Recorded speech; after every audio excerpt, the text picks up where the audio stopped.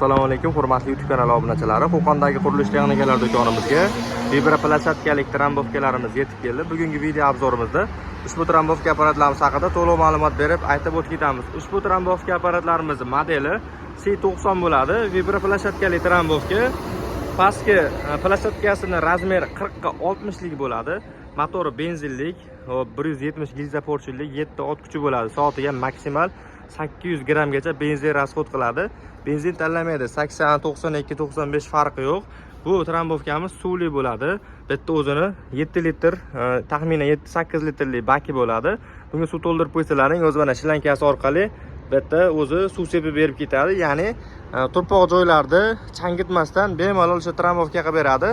Ushbu apparatimizni ko'pchilik asfalt bosadigan akalarimiz yoki ishlashga qo'yadigan akalarimiz olishadi, chunki asfaltni tagini silliqlab trambovka qilib beradi va asfaltni o'zini bossalaring ham bo'laveradi. Bemalol silliqlab o'sha trambovka qilib berib ketishga mo'ljallangan apparatlarimiz bo'ladi.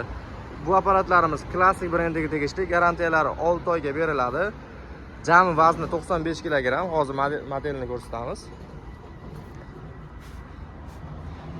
Mana C90 model. Jami vazni 85 kg, 15 kN, ya'ni 1,5 tonna kuch bilan urib berishga mo'ljallangan apparatimiz bo'ladi.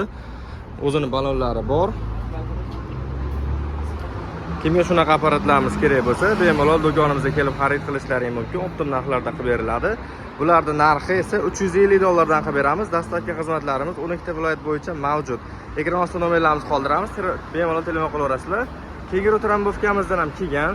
Bu kenguru trambovkamiz asosan betonlarning o'rnini trambovka qilib berish uchun bu sakrab trambovka qiladi. Benzinli bu narxi $400 dan qilib beramiz. Kimga shunaqa trambovka apparatlarimiz kerak bo'lsa, bemalol telefon qilaverasizlar. Optim narxlarda qilib beramiz. Video yoqqan bo'lsa, bittadan like bosib qo'yaverasizlar. E'tiborlaringiz uchun kattakon rahmat.